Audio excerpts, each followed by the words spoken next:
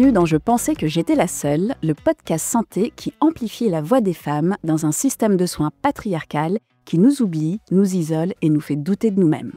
Quand notre douleur est minimisée, quand les diagnostics tardent et quand nos récits sont absents de l'espace médiatique, c'est une double peine. Je suis Maha Ghanem et j'ai créé cet espace pour briser le silence, déconstruire les tabous et faire communauté. Ici, les femmes prennent la parole, qu'elles soient patientes, aidantes, soignantes, pour dire haut et fort ce que beaucoup d'entre nous vivent en silence. Parce qu'aucune femme ne devrait penser qu'elle est seule et parce qu'ensemble, on est plus forte. Aujourd'hui, je suis ravie de recevoir Jade. Bienvenue et merci d'être là. Merci Maha. Merci pour ta confiance, merci d'accepter de venir déposer ton histoire avec nous aujourd'hui. Et avant qu'on plonge dans ton parcours, dis-moi Jade, comment est-ce que tu te sens là, aujourd'hui, là, maintenant ? Merci Maha, c'est vraiment un plaisir d'être là aujourd'hui parce que je trouve que c'est un thème qui est nécessaire et qui est absolument essentiel au fonctionnement de la société et à son changement, on espère. Écoute, ça va, je me sens quand même assez fatiguée aujourd'hui, je développerai pourquoi après. Mais l'énergie est un petit peu faible, on va quand même essayer de faire quelque chose de productif et de sympa, mais voilà, c'est toujours bon à savoir. Et on est là à la cool, c'est ton moment, c'est ton espace, c'est ton énergie. Et donc, vraiment, c'est toi qui nous donne le rythme. Est-ce que, justement, tu as envie de nous en dire un petit peu plus sur toi, sur ton parcours, etc. Yes. Quoi. Ouais, super. Alors moi, en fait, j'ai un parcours de santé qui commence très, très, très tôt. Donc, je suis née avec des polyallergies alimentaires. Ouf. Donc, c'est des allergies qui, à l'époque, donc il y a 27 ans déjà, c'était pas traité de la même manière qu'aujourd'hui. Mes parents ont fait face à pas mal de problèmes dans les hôpitaux parce qu'il n'y avait pas de traitement adapté. Ils ont dû chercher, par exemple, un lait spécial au UK. Donc, ça a été pas mal de coûts pour eux. Heureusement, ils ont pu l'assumer. Et j'ai développé de l'asthme, puis de l'asthme d'effort, pas mal de soucis pulmonaires également. Et ça a duré à peu près, je dirais, jusqu'à mes 16-17 ans. Et à mes 16-17 ans, j'ai vraiment décidé d'expérimenter un petit peu. J'en avais marre des restrictions, bien que là-dessus, je dois saluer ma mère qui m'a extrêmement bien éduquée et qui a fait de moi, une femme très au courant de sa santé et qui cherche toujours à aller mieux. Ça a également ses downsides, comme on dirait, mais ma mère m'a vraiment bien traitée. Et donc, à 16-17 ans, j'ai un peu expérimenté et j'ai commencé à mettre un peu le pied dans la santé et dans comment manger mieux, notamment, et aller mieux avec des soucis de santé.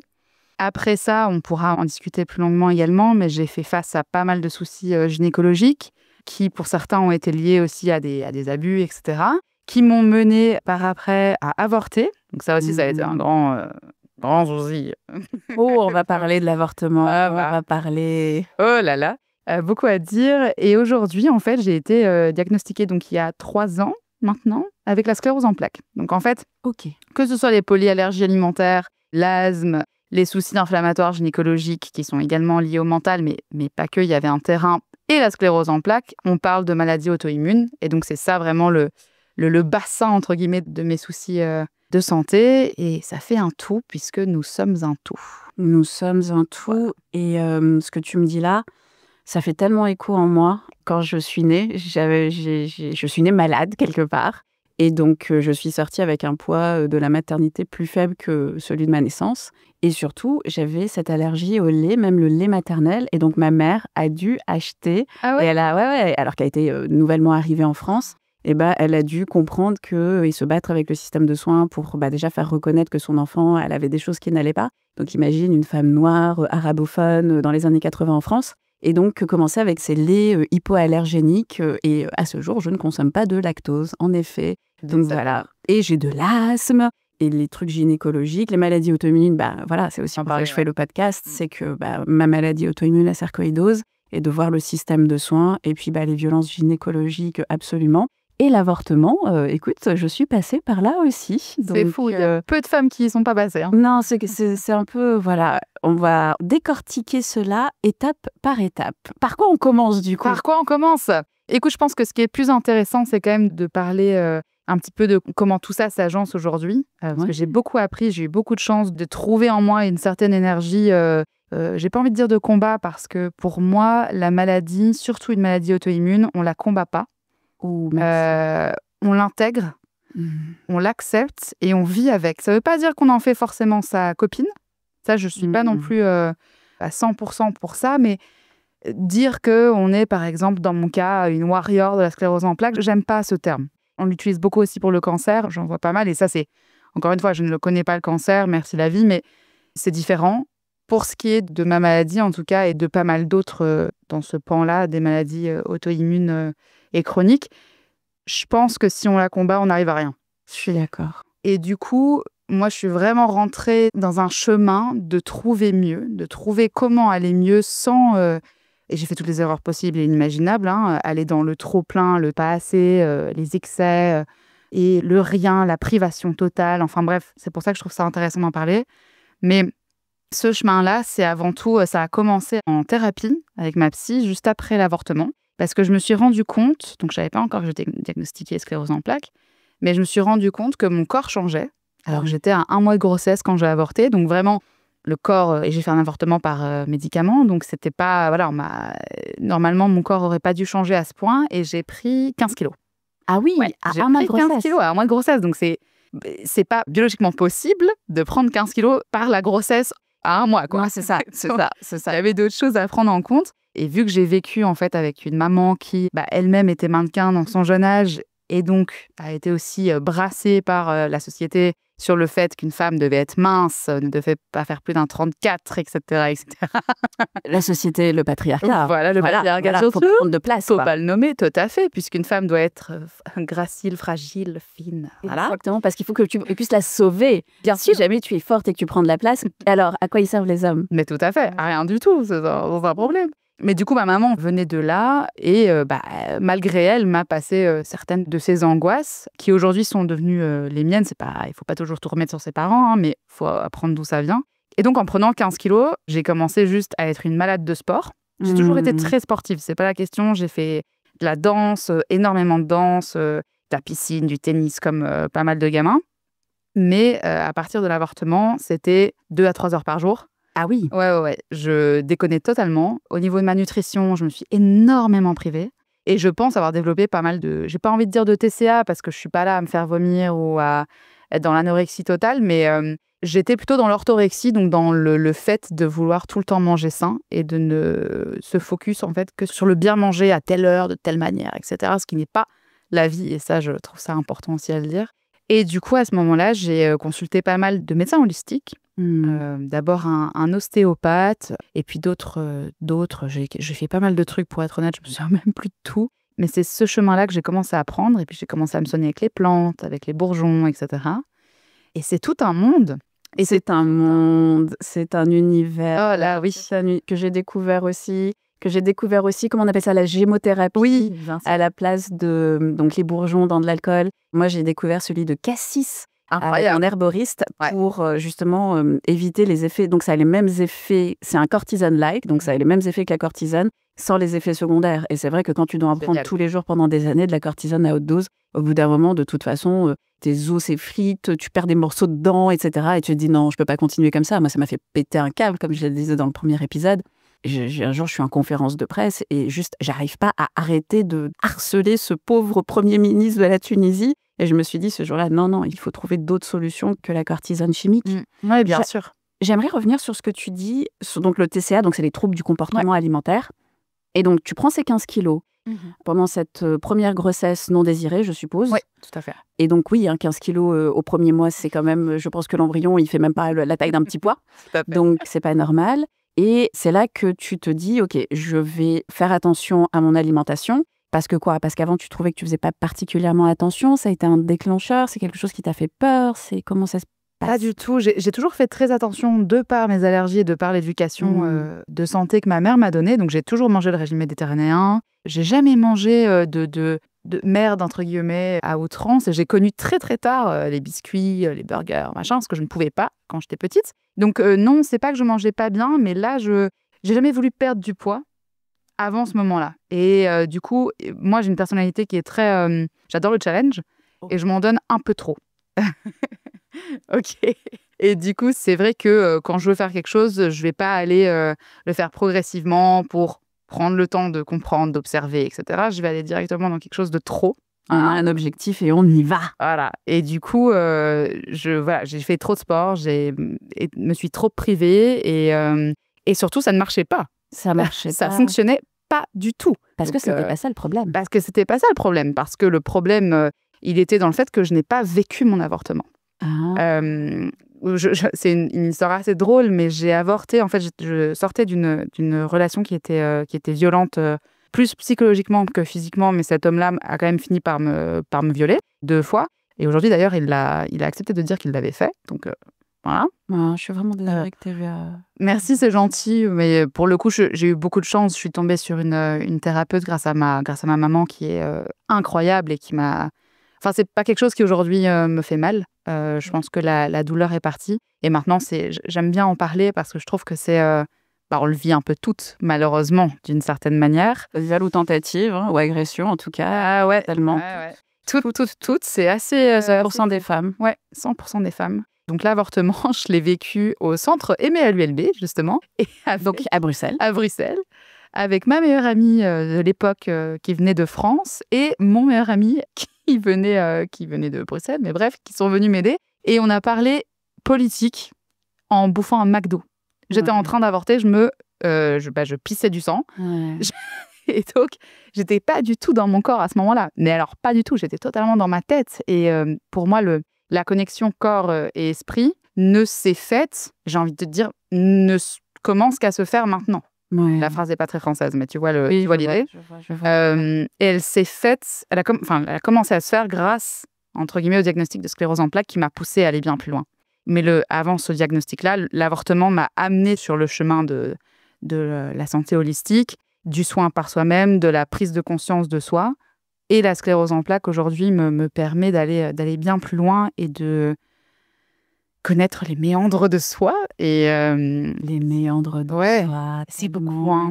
C'est beaucoup. Hein. Il y a tellement d'espaces que tu ne savais pas qui existaient en toi et tellement de ressources que tu ne savais pas qui existaient en toi. Et t'es comme, celle-ci, je vais la prendre comme ressource. Cette zone d'ombre, on explorera ça peut-être un peu plus tard. On va voir. Mais c'est tellement intéressant. C'est vraiment comme un job. C'est un job. C'est le projet le plus important sur lequel tu bosseras de toute ta vie. Complètement. Le problème, c'est qu'il n'est pas rémunéré. On est tous entrepreneurs, pas à succès. C'est ça. Mais bon, à visée sociale. À visée sociale, absolument. Mais voilà. Est-ce qu'on peut revenir du coup sur cet épisode d'avortement et le fait de ne pas être dans son corps? Ouais. Donc, comme je disais, moi-même, j'ai subi un avortement quand j'avais 20 ans, pour une grossesse non désirée aussi. Et moi, aujourd'hui, je relie aussi des problèmes que j'ai d'endométriose profonde, etc. aussi à cet épisode-là. Parce que même si déjà j'avais des règles douloureuses, à partir de là, quand j'ai eu 20 ans, c'est à partir de là que mes règles m'ont clouée au lit, tu vois. Donc, tu viens d'éveiller quelque chose en moi où je me dis, il y a peut-être quelque chose dans l'ordre relation âme, esprit, corps à travailler dans cet axe-là. Et sur le fait de découvrir son corps. Sur le fait de découvrir ton corps. Je sais que moi aussi, j'ai ce tempérament de warrior, n'est-ce pas? Et en même temps, c'est des mécanismes qu'on met en place quand on est enfant parce que il faut bien grandir et se protéger. Et du coup, la warrior en moi, et qui fait que quand moi je suis tombée malade, j'ai pas pu sortir de mon lit un matin, c'est parce qu'en fait, mon corps, je savais même pas qu'il existait. Je vivais absolument que du menton au haut de la tête, quoi. C'était ça mon espace de vie et mon espace de... mon espace de vie et mon espace d'épanouissement. Et donc, j'avais pas du tout conscience de mon corps. Et j'ai rencontré mon corps et mes émotions il y a 5 ans, merci Covid, parce que j'étais en Inde et au Sri Lanka à cause de Covid et le shutdown complet du monde, quoi. Et je suis restée là-bas 6 mois et c'est ce qui m'a permis de me réconcilier avec mon corps. Donc, ce que tu dis sur tu manges du McDo pendant que les médicaments font leur effet, moi, j'avais fait par aspiration. Je pense qu'on est beaucoup aussi de femmes à un moment où nos corps, quelque part, ils appartiennent aussi au patriarcat. Oui, tout à fait. Et donc, je pense qu'il y a quelque chose de la sauvegarde de sa propre santé mentale, de vouloir à un moment peut-être aussi couper. Mais du coup, le corps, lui, il a envie de se faire entendre. Et du coup, 15 kilos, quoi. 15 kilos et le début de symptômes très dérangeants, tels que des soucis urinaires, qui m'ont mené vers la voie, justement, du diagnostic de la sclérose en plaques. C'est intéressant, ça. Parce que c'est un des symptômes, en fait, ce qu'on appelle la vessie neurologique. C'est un des symptômes qui peut être lié avec une maladie telle que la sclérose en plaques. Mais moi, à l'époque, j'avais aucune conscience de ça. Je ne savais même pas ce que c'était une maladie chronique. Pour moi, les allergies, c'était même pas une maladie dans le sens où, ouais, ok, je peux C'est pas. ta vie. Oui, voilà, c'est ça. Et puis, je me suis jamais considérée malade puisque j'ai toujours eu une énergie décuplée. Donc, le jour où on m'a annoncé que j'avais une sclérose en plaques, la symbolique de la sclérose, d'être sclérosée, c'est le repli sur soi, c'est des os qui craquent. En tout cas, quand on pense au mot sclérose, c'est ça. C'est vraiment ça. Et moi, ça n'a jamais été le cas. J'ai jamais été cette personne. J'ai toujours été dans mon imaginaire très fluide, avec la danse, très énergique. Donc bon, le jour où un interne dans un CHU à Poitiers m'a dit que j'avais la sclérose en plaques, je lui ai rayonné, je suis partie. J'ai dit oui, bien sûr.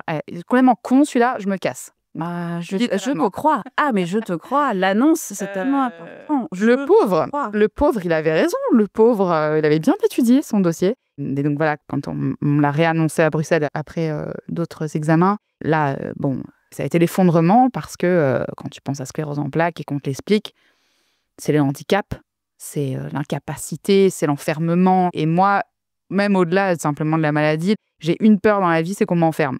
Ouais. Mais par exemple, le fait d'être kidnappé, etc., pour moi, ça a toujours été la pire vos horreurs. Ouais. Et puis, tu perds complètement le contrôle. Donc, ça va ensemble. Donc, du coup, quand on m'a annoncé la sclérose en plaques, j'ai complètement réfuté. J'étais complètement dans le déni. Jusqu'à ce que je reprenne les choses en main. Dans le fait d'aller, comme beaucoup de femmes d'ailleurs, que je connais qui ont également cette maladie, ça a été de... tu te mets sur ton cheval blanc et hop, tu vas chercher comment aller mieux, quoi. Mais du coup, oui, pour en revenir à l'avortement, pardon, je m'égare un petit peu. Pas du tout. Ça a été le début des symptômes urinaires, donc faire pipi toutes les 20 minutes, énormément de cystites, énormément d'infections, donc ce qui est lié avec le fait de prendre sa place, cette zone-là pour beaucoup de femmes. Et puis par après, effectivement, l'image de soi, l'amour de soi, le fait d'accepter aussi un nouveau corps, puisque c'est 15 kilos, j'en ai perdu certains, mais il y en a beaucoup que j'ai gardés, que je vois symboliquement ou pas... si symboliquement, comme le fait de prendre ma place et d'être présente dans l'espace public. Carrément. Voilà. Carrément. Non, on se perd pas du tout parce que comme tu disais, non mais c'est vrai, on est un ensemble, tu vois. Moi j'ai la sarcoïdose, donc c'est comme ça que j'ai connu le système de soins de l'intérieur, mais avant ça j'avais des allergies alimentaires, de gluten, de lactose. J'ai aussi, vu que j'ai passé 2 ans dans mon lit, j'ai fait de la fibromyalgie secondaire. On m'a diagnostiqué du reflux, ensuite on a diagnostiqué cette endométriose profonde.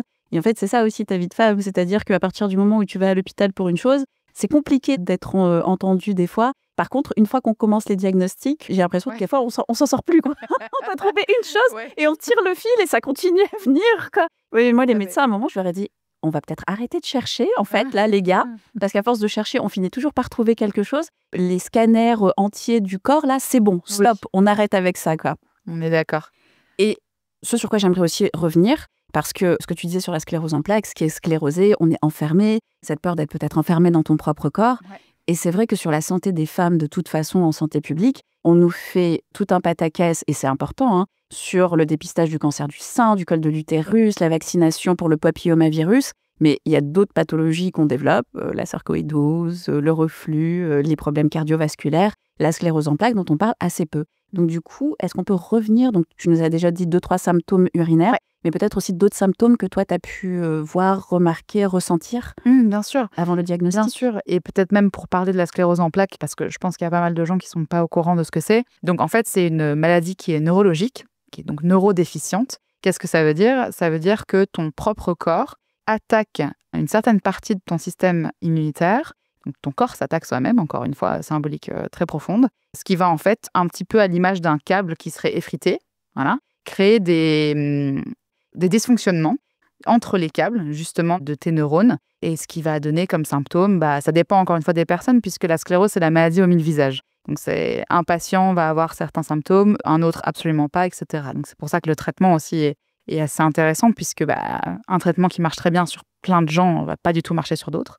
Mais du coup, c'est vrai que tu peux avoir un brouillard mental assez prononcé, des gros problèmes de mouvement, donc des soucis avec des mains, tes bras, les jambes. Tu peux avoir des os fragiles, des muscles fragiles, une incapacité à parler correctement, des problèmes de vision. Donc moi, par exemple, j'ai eu de la diplopie, donc c'est le fait de voir double. une fatigue qui est inexplicable parce que t'as beau dormir, c'est pas ça qui va te réparer. Dans mon cas, par exemple, c'est courir qui fait en sorte que je sois moins fatiguée. Donc voilà, c'est tout ton corps qui est impacté puisque c'est tout ton système immunitaire. Enfin, pas tout, c'est une certaine partie, mais ce que je veux dire, c'est ton système immunitaire qui s'attaque lui-même. C'est ça. Donc voilà. Ouais, ça aussi, présente pour ça. Tout à fait. Et donc, tu disais prise de conscience du corps. Ouais.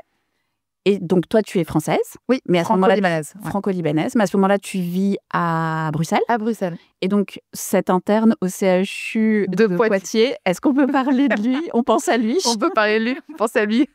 Oui, parce qu'en fait, donc, ma famille habite en France pour la majorité, donc du côté français, du côté belgo-libanais, parce que donc, dans la famille libanaise, il y a du belge aussi. Enfin, ils sont à Bruxelles, mais ma grande famille est en France. Et donc, ma grand-mère habite près de Poitiers. Et mes symptômes ont commencé quand j'allais chez elle. Okay. Donc, en fait, j'allais chez elle pour me ressourcer parce que je me sentais très fatiguée, plus que d'habitude. Je commençais à voir effectivement double, je pensais péter un plomb. Et donc, c'est vrai que ce qui est drôle, c'est que quand tu vois double, bah, tu marches en quinconce. Donc, tu as l'air bourré 100% du temps, c'est un mourir de rire. Les contrôleurs dans le train, quand je suis rentrée et que j'ai fait 4 trains pour rentrer et que j'étais dans cet état-là, ça a dû être très drôle pour eux. Et donc, j'arrive et puis je lui dis, écoute, mamie, ça ne va pas, je ne sais pas quoi te dire, mais je n'y arrive pas. Elle m'a dit, ok, bon, on va à l'hosto. Et j'arrive à l'hosto et on m'a même pas fait d'examen, que cet interne rentre dans l'hôpital. C'était vraiment voilà l'étudiant qui avait très bien étudié, tu vois, un premier de la classe. Ouais, un premier de la classe qui arrive, qui a pas trop d'humanité encore, il faut qu'il la développe, et qui me dit bon bah voilà, du coup avec ce symptôme-là, sclérose en plaques. Donc là, moi je le regarde, je rigole, mais vraiment je rigole, je dis mais il se prend pour qui celui-là? Et je dis mamie, on s'en va. Donc on est parti du CHU. Je lui dis mais il est quand même con celui-là. Elle me dit mais oui. Et puis en rentrant, je me rends compte que bah ça passe pas. Je vais aux urgences ici à Bruxelles. D'abord, on pense que j'ai des cristaux, donc quelque chose de pas du tout grave, entre guillemets. On me fait pas mal d'examens pour tout ce qui est ORL.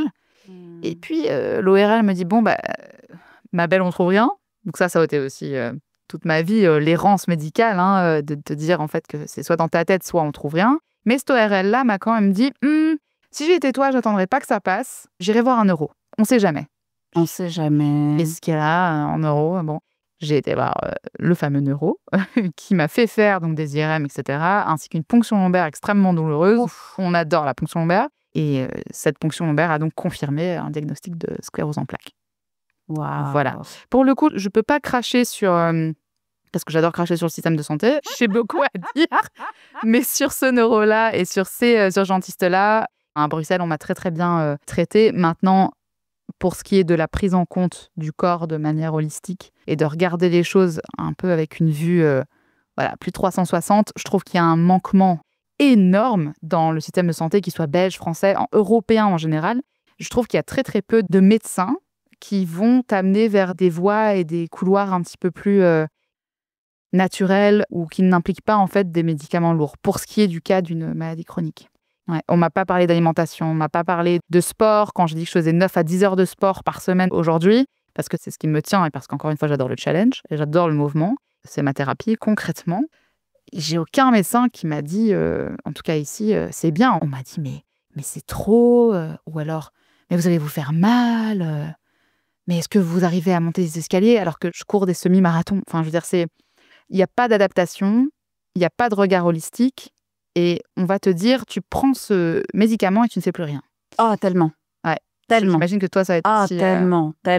On m'a dit, voilà, on n'a pas de traitement pour la sarcoïdose. Voilà une ordonnance de cortisone à très haute dose. Ça durera le temps que ça durera. Mais t'es quand même... Les gars, ça fait 5 ans qu'on est sous cortisone, là. Et à chaque fois qu'on descend de 0,5, moi, je suis au lit pendant 3 semaines. Du coup, le truc, il marche pas, quoi. Ouais. Et ils ont peur de t'arrêter de prendre ce médicament. Alors que vraiment, une fois de plus, moi, j'étais aussi suivie par un gars très bien au CHU de Lille, très humain. Et c'est même lui, quelque part, qui était le plus humain dans mon parcours, quoi. Avec le médecin généraliste qui m'a mis sur la piste. Mais en effet, lui, malgré toute son humanité, lui, par contre, il m'a parlé d'alimentation parce que la cortisone. Ouais. Parce que, voilà, c'est la cortisone, il faut faire attention au sucre, il faut faire attention au sel. Mais par exemple, il m'a jamais dit déjà ce que la cortisone allait me faire émotionnellement et psychologiquement. Et il m'a pas dit ce que le fait d'être porteuse d'une pathologie chronique qui te cloue au lit pendant 2 ans, ça allait aussi faire à ma santé mentale. Et c'est de moi-même que j'ai dû aller et que je me suis rendu compte un jour. Et comme toi, je suis une warrior, je me suis regardée dans le miroir et je me suis dit, Maëganem, c'est le moment où on sait qui tu es vraiment. C'est soit tu es la personne que tu as toujours pensé que tu étais, soit tu ne l'es pas. Mais là, c'est le moment où tu décides. It's make or break time. C'est maintenant. Et du coup, tu t'y vas et tu fonces, quoi. Tu fonces, carrément. Moi, mon marathon, c'était déjà monter descendre les escaliers pour aller chez la psy. Ça me prenait 20 minutes. Tu m'étonnes. Et je trouve qu'il n'y a pas d'échelle aussi de résilience. Parce que, alors moi, la résilience, ça a été, j'imagine que pour toi aussi, mais ça a été un mot avec lequel j'ai pas mal flirté, avec lequel j'ai dansé, avec lequel je me suis disputée. D'abord, déjà, je me trouve extrêmement résiliente, mais j'ai été aussi dans le trop. Voilà, t'es malade, tu vas faire 2 fois plus. Et tu vas montrer à tout le monde, et surtout à toi-même au final, parce que c'est pas les gens qui importent, que tu peux le faire et tu peux faire même mieux. N'importe quoi, fieu. C'est pas ça la résilience. C'est pas ça. Mais aujourd'hui, on te montre que tu te lèves à 4h du matin, t'as une morning routine parfaite, tu travailles jusqu'à minuit, t'es résilient. Bullshit. La vraie résilience, pour moi, c'est apprendre à te connaître. Parce que la chose la plus difficile et la plus sombre et la plus horrible, c'est d'aller vraiment au tréfonds de soi. Et en fait, quand j'ai été diagnostiquée, la ponction lombaire est arrivée 1 semaine avant mon premier semi-marathon. Waouh. Et c'est vraiment à ce moment-là que j'ai compris que, ce que c'était la résilience, parce que quand j'ai été à l'hôpital ici pour en parler et dire que j'avais mal par rapport à la fonction lombaire, alors j'avais écouté tous les conseils, j'étais restée allongée, blablabla, justement pour pouvoir faire ce semi-marathon. Je suis allée à l'hôpital, on m'a mis sous Dafalgan et Nurofen, j'étais à plus de 4 grammes pour les 2. Waouh. Je suis arrivée, j'ai déjà pris autant de cachets, on m'a encore perfusée. Wow. J'étais là, les gars, c'est pas normal ça. Excusez-moi, je suis pas médecin, mais il faut pas avoir fait Bac plus 7 pour savoir que c'est pas bon de prendre trop de Dafalgan et trop de Nurofen. C'est écrit sur la boîte. Écrit sur la boîte, merci. Et je dis au médecin, je lui dis, écoutez, moi je vais courir dans 1 semaine, est-ce que vous pouvez m'aider? Je veux vraiment courir, etc. Toute mimi, quoi. Et le gars me rit au nez et me dit, mais madame, vous n'allez pas courir dans cet état. Encore une fois. Esprit de contradiction. Alors là, mon grand, tu me connais pas. Je suis sortie de l'hôpital. J'adore sortir des hôpitaux, moi, c'est mon truc. Et j'ai été donc à l'herboristerie. Bon, on revient sur l'holistique. Les herboristeries, les herboristes qui nous écoutent. Merci. 1000 fois, merci. Je suis arrivée dans cette herboristerie, l'herboristerie de Louise à Bruxelles, qui est devenue vraiment mon point de chute à chaque fois depuis. Et je lui ai dit, écoute, c'est ça la situation. Je veux courir. Je m'en fous de combien de temps je mets. Je veux courir. S'il te plaît, aide-moi. Elle m'a dit, OK. Elle m'a filé 2-3 trucs, 2 plantes de machin et une huile qui s'appelle la souplesse du félin de Bioflore. La souplesse du félin. La souplesse du félin. Et qui est magique. Et cette huile-là, je suis arrivée au stand Garmin pour donc ce semi-marathon. Je me suis appliqué le machin. Tout le monde me regardait du style, c'est quoi ce truc qui pue la mort? J'ai couru. J'ai couru et je continue de courir grâce à cette huile. C'est déconné, c'est 12 €. Hein. Ah là là, mais tellement. Mais c'est le genre de choses, en fait, moi je donne cours dans les filières soins, et donc je vois comment sont formés les futurs professionnels de santé, et là-dessus, on peut pas leur jeter là-dessus, on peut pas leur jeter la pierre. C'est-à-dire que tu ne sais que ce qu'on t'apprend. Bien sûr. Après, là où moi, je jette un peu la pierre, en tout cas, c'est de dire que tu as décidé de dédier ta carrière à l'humain. Donc déjà, c'est important de questionner ta propre humanité. Et c'est vrai que c'est par ça que je commence en cours. Je suis comme, en fait, les personnes que vous soignez, les patientes, les patients, ce sont des êtres humains comme vous, qui ont leurs problèmes, qui ont leur vie, qui ont leurs challenges, qui ont leurs déceptions, qui ont leurs envies, qui ont leurs objectifs. Et donc, personne ne vous demande de les sauver. Par contre, ce qui est important, c'est de ne pas aggraver la situation par des projections de soi-même et par des projections de ce que nous, on pense qui serait mieux parce que j'ai fait médecine. T'as fait médecine, chérie, mais t'as appris que ce qu'on t'a appris. Ou est-ce que t'as le temps de faire de la formation continue, de t'intéresser à d'autres choses? Et surtout, dans un système patriarcal, il y a aussi, et capitaliste, il y a aussi cette question de se couper de son humanité. Et donc, quand on t'a demandé de te couper de ton humanité, et je le dis parce que je suis passée par là et que j'ai dû réapprivoiser la mienne, comment veux-tu te comporter aussi humainement avec des gens qui sont face à toi? Et donc moi, c'est comme ça que je commence un peu mes cours, avec ces premières questions d'ordre très philosophique finalement. Qui suis-je? Où est-ce que je viens? Où est-ce que je vais? Et en même temps, ces questions-là, si tu te les poses pas à un moment et que tu as décidé que ta vie, ça allait être le soin, le truc, c'est que peut-être tu vas faire des prescriptions, mais humainement, tu vas blesser la personne qui est en face de toi. Et ça, normalement, ça devrait être intolérable pour toute personne dont le soin est, j'allais dire, sacerdoce. Peut-être qu'aujourd'hui, c'est plus un sacerdoce, ça reste du statut social, peu importe les raisons, mais en tout cas, quand ton job, c'est le soin, oui, sois dans l'humain. Et déjà, la première humanité à explorer et à comprendre, c'est la sienne, hein, complètement. Et moi, j'ai été absolument coupable de me déshumaniser moi-même et du coup, de ne pas voir celle des autres. Tout à fait. Je suis une repentie. Je suis une repentie. Je pense qu'on est tous passés par là. Et moi, ce qui m'a vraiment changé, surtout par rapport à ce concept de résilience, ça a été de faire une grave dépression suite au diagnostic, donc après avoir couru, etc., où voilà, j'étais dans l'action de on va trouver une solution, on va se soigner, et je prenais le pied de tout. Voilà, on va vous donner un traitement. Non, merci, je ne prends pas ça. Au final, je l'ai pris le traitement, il n'a pas fonctionné. Plot twist, mais j'en ai un autre aujourd'hui qui marche très, très, très bien. Et pour ça, je tiens à remercier vraiment le neurologue que j'ai vu en France qui, lui, m'a vraiment convaincue et m'a comprise. Mais pour revenir à ce que je disais, la dépression que j'ai faite, ça a été la première fois de ma vie où, puisque j'ai cet esprit de battante, etc., où je me suis laissée complètement tomber dans le noir le plus total. Et je pense c'est peut-être un peu dur, mais qu'on devrait un peu tous passer par là. Parce que c'est vraiment en mordant la poussière, je trouve, que tu t'es transformé et que tu remontes avec une humanité et une empathie, quelque chose de vrai, quelque chose qui te lie aux autres. Et donc, c'est en tombant que j'ai aussi compris que la résilience, ça passait par l'apprentissage de soi, la douceur. En fait, la résilience et la douceur vont ensemble, vont de pair. Tu peux pas être dans une dureté avec toi-même et être résilient. C'est pas possible. La résilience, et ça, c'est ce que j'apprends aujourd'hui avec le trail, avec la course, qui est devenue pour moi un peu une sorte de religion de philosophie, parce que j'arrive à un stade, à un certain moment de ces longues distances où c'est presque de la transcendance, tu veux. C'est ce que j'allais dire. Ouais. Je pense que là, tout ce que tu dis, j'ai l'impression que tu es passé du déni. Un petit peu, c'est une psychologue suisso-états-unienne qui a développé le concept de deuil, alors que Hollywood a repris, tu sais, avec le déni, la colère, la dépression, qui est une de ces phases-là, la négociation et puis finalement l'acceptation. Alors que elle, quand elle l'a théorisé, c'était par rapport au deuil de sa propre bonne santé, pas du tout par rapport au deuil d'une personne qu'on connaît. Et quand je t'entends parler de ça, de déni, voilà, le challenge, c'est aussi la colère quelque part, la dépression totalement, je suis passée par là aussi. Et puis cette dépression, finalement, tu touches le fond et c'est ça. Moi, j'appelle ça, c'est l'épreuve du feu, quoi. Ouais. C'est vraiment, tu passes à travers le feu et voilà, avec toutes les imageries qu'on a autour du feu, la purification, etc. Et tu ressors de là une autre personne. C'est le feu, c'est ton labyrinthe, c'est ton épreuve en tout cas, qui fait que tu vas au plus profond de toi-même, tu découvres des zones hyper sombres de toi-même qui font peur et t'es comme « Ah !» Et en même temps, tu affrontes, parce que c'est pour ça que tu es là. Ouais.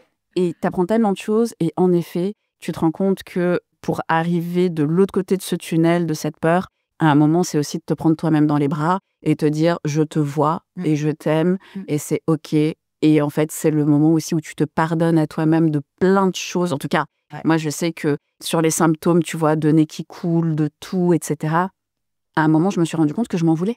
Je m'en voulais énormément à moi-même. En fait, de m'être laissé, tu vois, ces espèces de choses, là, quand tu es aussi une challengeuse de toi-même, d'avoir laissé tous ces petits symptômes qui étaient là depuis longtemps, les avoir laissés prendre une telle place et de ne pas m'être rendu compte à quel point j'étais malade. Et en même temps, c'est là que je me suis rendu compte que, en fait, j'étais pas connectée à mon corps. Donc, comment j'aurais pu m'en vouloir ? Et donc là, je pense que c'est la première et seule fois de ma vie où j'ai autant pleuré. J'ai pleuré pendant, moi, ça m'a paru être des heures, tu vois.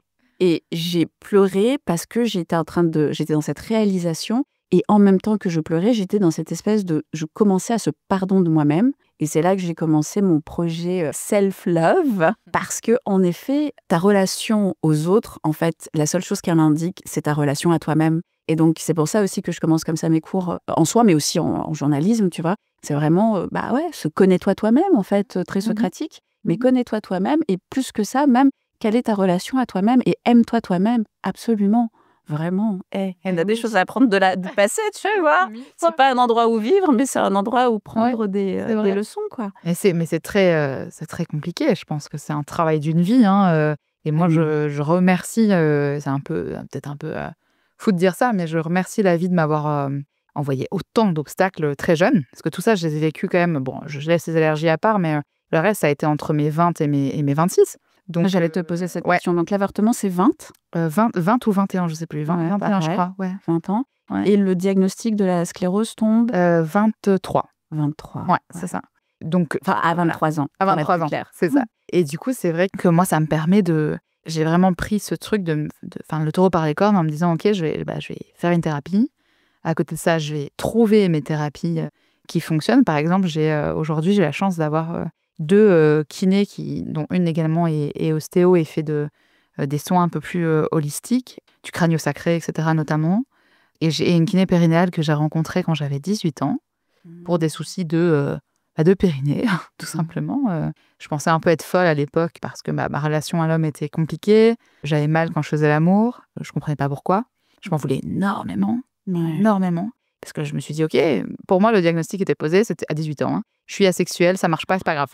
La culpabilité féminine dans la vie sexuelle. C'est fou. Alors que, en fait, j'étais sous pilule. Et quand j'ai arrêté de prendre ma pilule et que j'ai fait de la kiné périnéale en même temps, j'ai faim. T'as tout débloqué. J'ai faim. Viens ici. Et donc, j'ai pu aussi exprimer ma féminité beaucoup plus à travers les relations sexuelles que je ne le faisais avant, où j'étais dans la performance de ce que doit faire une femme au lit, quoi, comme beaucoup de nanas, je pense. Ce qui est aujourd'hui, Dieu merci, plus le cas. Mais pourquoi on parlait ça? Pourquoi on switchait là-dessus? Mais parce qu'on a une conversation à cœur ouvert. Mais moi, je savais plus, tu sais plus. Enfin, non, on parlait de des praticiens et donc holistiques.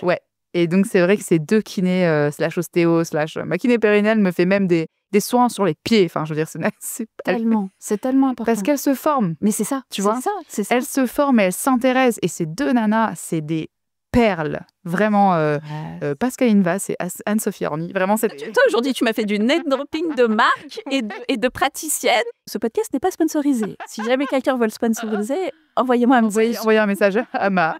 Mais c'est vrai que c'est des magiciennes, ces nanas. C'est un truc de dingue. Les kinés sont magiques, non? Mais surtout,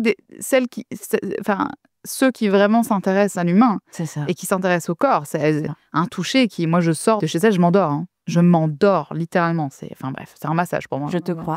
Mais moi, 2 ans dans mon lit, donc il a fallu réapprendre à marcher, réapprendre à s'asseoir, à tenir la posture assise, etc. Et j'ai découvert une kiné géniale à Namur. C'est un ami à moi qui m'a emmené, qui me ramenait, qui prenait des congés pour faire ça. Donc une super kiné hyper connue en Belgique, quoi.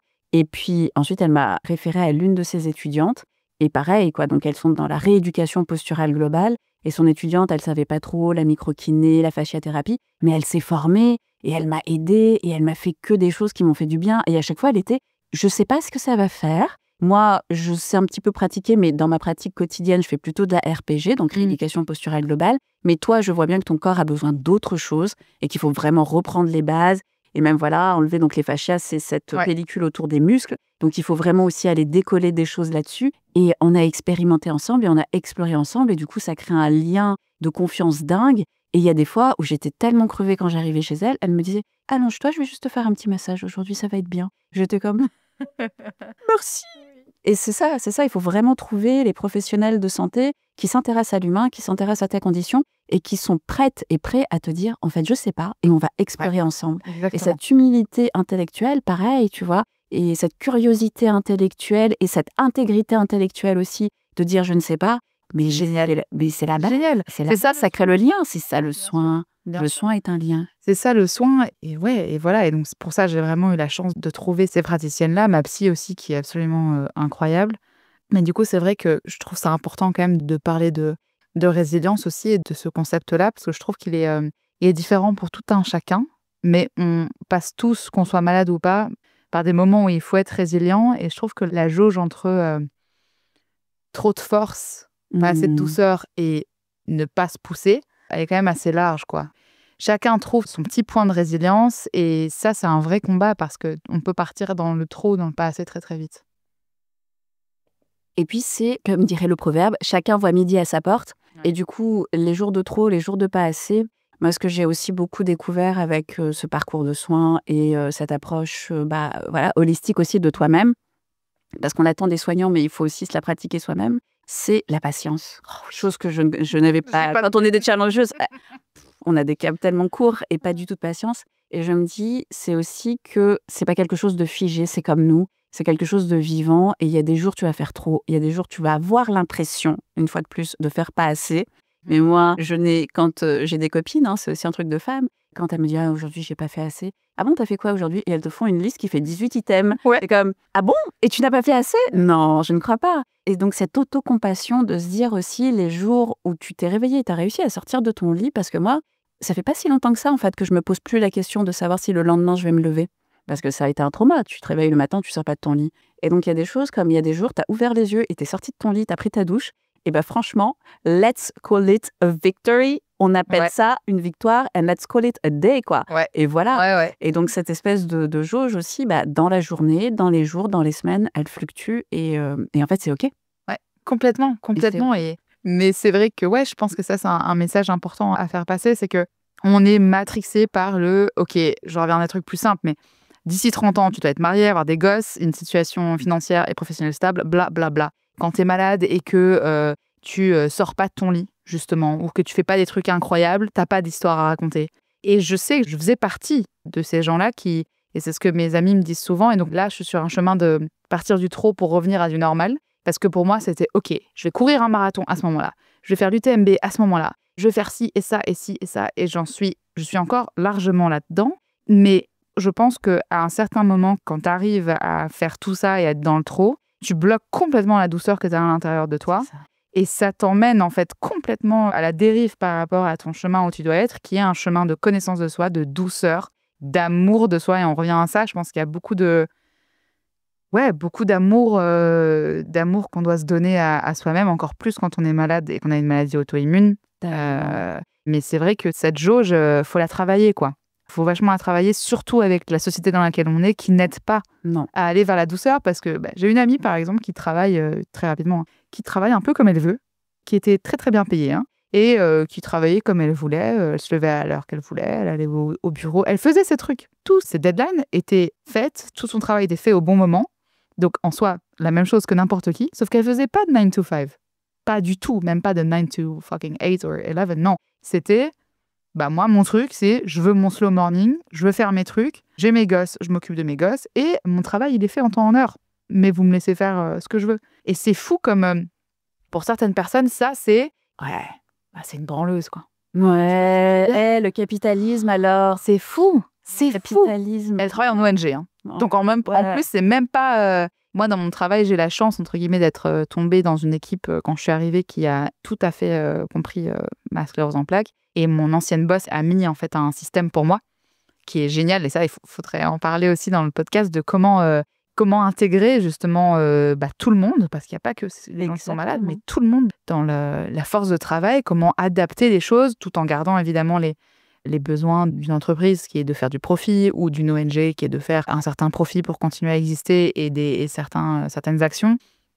Mais la société, on n'est pas tous pareils, quoi. On ne peut pas tous faire les mêmes horaires et les mêmes choses. On n'est pas tous bons dans les mêmes choses. Exactement. Arrêtez de vouloir faire d'un éléphant un poisson, quoi. C'est ça, exactement. Mais c'est ça. Et c'est vrai que moi, le travail, c'était ma vie. Et quand un jour, j'ai eu j'avais ce challenge. Je m'étais dit, voilà, je suis arrivée à Bruxelles pour être journaliste politique spécialisée dans la géopolitique de l'UE. Et donc, je suis tombée malade, mais c'est pas grave. Je vais pas quitter Bruxelles avant de retourner au top de mon game, etc., etc. Et c'est important. Et vraiment, j'ai beaucoup de compassion et d'amour pour cette version de moi. Et donc, j'ai fait ça. Et ensuite, quand je suis arrivée, je suis revenue à mon niveau. J'étais comme, un jour, je suis dans le couloir du Parlement européen et je me dis, mais en vrai, pourquoi je fais ça ? Est-ce que vraiment tout le temps et l'énergie que je mets à faire de la thérapie, à avoir la bonne alimentation, à subir les rechutes, tout à l'heure on parlait d'erreurs et de trials and errors, et toutes ces choses-là que je fais et qui prennent beaucoup de temps dans ma vie en fait, est-ce que c'est pour hanter les couloirs des institutions européennes et parler de dossiers qui vont mettre 5 ans à arriver dans la vie des citoyennes et des citoyens ? Et encore. Et là, je me suis dit non. Et là, 6 mois plus tard, je quittais tout et je retournais en France et je reprenais mes études en santé, quoi. Mais c'est vrai que, si tu peux pas... En tout cas, tu sens que la vie, quand t'es malade et que t'es cloué au fond de ton lit quand même, on va le dire, la vie te passe. T'as ce sentiment que la vie te passe sous le nez, que les autres font leurs choses, que toi, en fait, t'es occupé à survivre. Et c'est, une fois de plus, déjà énorme. Mais une fois que tu sors de ton lit, et notamment quand tu es une challengeuse et voilà, une warrior finalement, voilà, le terme a été posé, désolée Jade, mais voilà, c'est vrai. Et bah tu y vas et tu prends aucun prisonnier et certainement aucune prisonnière, alors qu'en fait tu t'emprisonnes toi-même. Ouais. Et c'est d'une brutalité au niveau de ta propre âme et de ta propre humanité qu'ensuite, bah, si tu as de la chance, tu peux déconstruire et te dire attends, oula, respire. Qu'est-ce qui se passe? Et ce truc de se dire, ben, en fait, est-ce que c'est vraiment à ça que je veux dédier ma vie, quoi? Et moi, c'est là que je me suis dit, ouais, non, là maintenant, je vais mieux, je vais me former et je vais aider d'autres femmes et je vais poser des mots sur mes expériences. Et il y a là, quoi, on y va, on va... Exactement, On va, ouais, on va changer tout ça, bah. Et ouais, non, c'est un travail. C'est un vrai travail. C'est un vrai travail. Ouais. Mais une fois de plus, le meilleur projet sur lequel on bossera de notre vie, malgré ce que nous dit le capitalisme, c'est nous-mêmes. Et du coup, il y a ce 9 to 5 de 9h à 17h où tu dois bosser. Et le capitalisme a toujours une réponse pour toi si ça va pas. C'est regarde cet iPhone, regarde ce voyage 4 étoiles, regarde ce machin. Et voilà. Et en même temps, c'est aussi une partie de la vie. Et ça demande, je sais pas exactement si c'est de la résilience, si c'est du recul sur soi, si c'est de revoir ses priorités. Parce que c'est aussi de ça dont on parle. Hein. Moi, j'ai dû revoir mes priorités de vie et décider que au centre de ma vie, il y a ma vie, tout simplement. Il y a rien de plus. Rien de plus. Jade, j'adore cette conversation. Malheureusement, on doit la finir. Et on fera un deuxième épisode. On a encore tellement de choses à dire sur l'asthme, la sclérose en plaques, les violences gynécologiques et tout ce qui est maladie auto-immune. Et avant qu'on se quitte, j'aimerais te demander, voilà, le titre du podcast, c'est « Je pensais que j'étais la seule ». Si tu complétais cette phrase, comment tu la compléterais pour nous? Je pourrais dire « Je pensais que j'étais la seule à être en prison ». Ouais. C'est pas ouf, mais c'est ce qui m'est venu à l'esprit. Je pensais que j'étais la seule à être en prison, dans le sens évidemment figuratif, de s'emprisonner soi-même et d'être complètement dans le noir à certains moments. Et je pense que une bonne solution pour ça aussi, c'est justement de partager et de reconnecter avec les autres, d'arrêter d'être toujours sur soi. Sur soi, ouais, c'est ça. Ça aussi, c'est important. De prendre un peu du recul. Cette vision à 360, elle est valable même pour soi, déjà pour commencer. Quoi. Complètement. Et encore plus quand tu es malade, je pense. Ouais. Parce qu'on a tendance et c'est normal, à se focus sur soi-même. Et c'est vrai qu'en tant qu'être humain, dans une société patriarcale capitaliste, on construit des prisons autour de soi avec les barreaux justement que ce patriarcat et ce capitalisme nous donnent. Oui, juste on les prend ces barreaux et qu'est-ce qu'on en fait? On se crée des prisons. Ils sont shiny, ils sont beaux, ils sont en promotion. Ils sont en promo, je te jure. Ou à 1500 balles. Mais on les achète quand même. Ouais. Qu'est-ce que... voilà, donc tu nous as parlé beaucoup de sport, tu nous as dit cette approche holistique. La thérapie, est-ce qu'il y a d'autres choses que tu fais pour prendre soin de toi? Le contact humain. Ouais. C'est hyper bête à dire et ça aide pas. Je suis pas en train de donner une recette, mais c'est vrai que s'entourer des bonnes personnes, je trouve ça tellement important. Les personnes que j'ai autour de moi aujourd'hui, ça a été un entourage que j'ai un peu curated. Ouais, dans le sens où c'est des gens qui ont des valeurs, qui partagent l'amour de la vie, qui partagent mes valeurs aussi, avec lesquelles je peux tout à fait me disputer ou être en désaccord, c'est pas la question. Je dis pas qu'il faut s'entourer que de gens qui votent de la même manière que toi. Ça je trouve ça important. Ouais. De quand même ouvrir les vannes un petit peu. Mais c'est des gens avec qui je peux être moi-même à 100%, où il n'y a pas de jugement, il n'y a pas de peur de l'abandon. Ça, je trouve ça très important aussi. Ces gens, ils vont pas claquer la porte. Non, ils vont peut-être partir faire un petit tour, mais ils reviendront et on va parler. Et ils vont me challenger et je trouve ça très important. Donc, je pense que l'entourage est très important. Et le mouvement. L'entourage et le mouvement. Quoi que ce soit que vous fassiez, vous n'êtes pas obligé de faire 10 heures de sport par semaine, mais bougez. Je vous en supplie, bougez. Il faut. La chaise, c'est le nouveau tueur silencieux. Ouais. Là, comme la cigarette à une époque, c'est vrai, c'est ce qu'on dit en santé publique. La chaise est un tueur silencieux. Et sur le fait de s'entourer tellement. Moi, je sais que la maladie, elle m'a aussi apporté ça. C'est tu fais le ménage autour de toi, en fait. Ouais. Tu fais le ménage et dans ta vie, être en lien avec des personnes sur lesquelles tu es d'accord sur les valeurs et pas seulement sur les objectifs. Ouais. C'est tellement important. Et il ne faut pas avoir peur de faire le ménage parce que peut-être qu'au départ, tu te sens isolé, mais en vrai, c'est pas vrai. Tu n'es pas seul. Justement. Tu es aimé et déjà par toi-même.